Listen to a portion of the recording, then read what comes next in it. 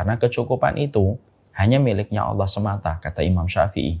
Dan sesungguhnya kecukupan itu hanya Allah berikan kepada mereka yang bersyukur.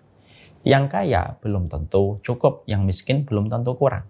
Bisa jadi ada orang bergaji UMR tetapi cukup karena ada peran serta keberkahan yang Allah berikan kepadanya ketika dia bersyukur.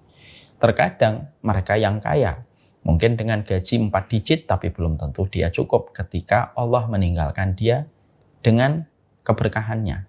Dia tidak mendapatkan keberkahan dan akhirnya tidak mendapatkan kecukupan. Kalau kita tidak pernah merasa cukup, kita tidak akan pernah tenang. Gimana kita tenang?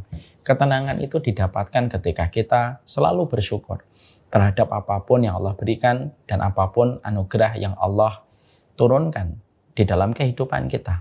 Dan sesungguhnya syukur itu kita latih dengan 2 perkara. 1, jangan banyak membandingkan kehidupan kita dengan kehidupan orang lain. Semuanya telah berada pada takaran yang telah ditentukan oleh Allah. Dan Allah itu memiliki sifat alim, di mana Allah tidak mungkin salah menitipkan setiap rezeki kepada setiap keluarga dengan hikmah yang terbaik. Kita tidak perlu membandingkan ukuran sepatu kita dengan ukuran sepatu orang lain. Kita tidak perlu membandingkan ukuran cincin kita dengan ukuran orang lain. Karena pada dasarnya setiap orang memiliki takaran-takaran yang telah ditentukan oleh Allah dan telah diaudit oleh Allah tanpa ada satupun aturan yang diberikan itu bersifat salah. Makanya inilah yang menjadikan kita melatih kesyukuran. Syukur itu gimana? Yaitu adalah ketika kita tidak perlu membandingkan kehidupan kita dengan kehidupan siapapun.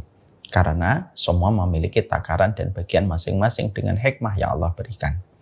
Yang kedua, kita tidak perlu banyak melihat kehidupan orang lain. Dan tidak perlu bagi kita banyak melihat pencapaian kehidupan orang lain. Karena sesungguhnya terkadang segala sesuatu menjadikan kita akhirnya kurang lapang ketika kita selalu melihat pencapaian kehidupan orang lain. Makanya Ibnu Rajab itu mengatakan melatih hati kita supaya kita mudah bersyukur, jangan banyak melihat pencapaian orang lain.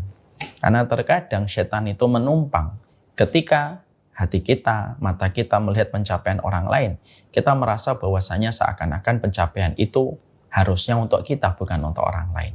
Pada saat itulah tumbuh rasa hasad, hilang rasa syukur. Sesungguhnya inilah yang menjadikan kita melatih bagaimana kesyukuran kita. Kalau kita sudah bersyukur, Allah berikan kecukupan.